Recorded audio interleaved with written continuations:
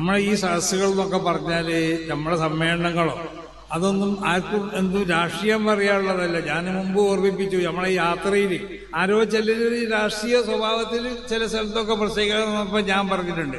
ഇത് അതിനുള്ള വേദിയല്ല. ഇവിടെ വന്ന് സമസ്തനെ പറ്റി പറയാം, സമസ്തന്റെ ഗുണങ്ങളുണ്ടെങ്കിൽ പറയാം, രാഷ്ട്രീയം പറയാൻ നമ്മളെ വേദി പറ്റൂല എന്ന് പറഞ്ഞു.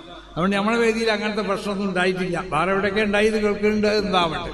അപ്പോൾ ഏതായാലും നമ്മളെ ഇത് വളരെ ദീനിയാവുന്നതായ ഒരു സ്വഭാവമാണ് നമ്മളെ യാത്രക്കൊക്കെ ഉണ്ടായിട്ടുള്ളത്. അതിൻ്റെ ആദ്യം മുതൽ അവസാനം വരെ സുന്നത്ത് ജമാഅത്തിനെ പറ്റിയും അതുപോലെ ദീനികമായ കാര്യങ്ങളാണ് നമ്മൾ പ്രസംഗിച്ചത്. അവിടെ വന്ന രാഷ്ട്രീയക്കാരൊക്കെ പ്രസംഗിച്ചത് സമസ്തനെ സംബന്ധിച്ചാണ്. സമസ്തന്റെ വലുപ്പ മണ്ണൊക്കെയാണ് എല്ലാവരും പറഞ്ഞത്.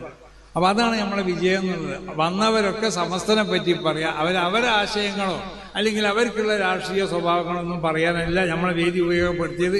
അതിന് ആർക്കോട്ട് സാധിക്കില്ല. ആ സദസ്സിക്ക് അങ്ങനത്തതായ ഒരു പ്രൗഢിയും ഒരു പുണ്യമൊക്കെ ഉണ്ട്. നമ്മൾ അറിയാത്ത ആളുകൾ അതിനെന്താവും തടുത്തുകൊണ്ടേ നിൽക്കും, മഹാന്മാരാവുന്ന മശായഖന്മാർ. അതുകൊണ്ട് നമ്മളതിൽ അങ്ങനത്തെ ഒന്നും അനുഭവപ്പെട്ടില്ല.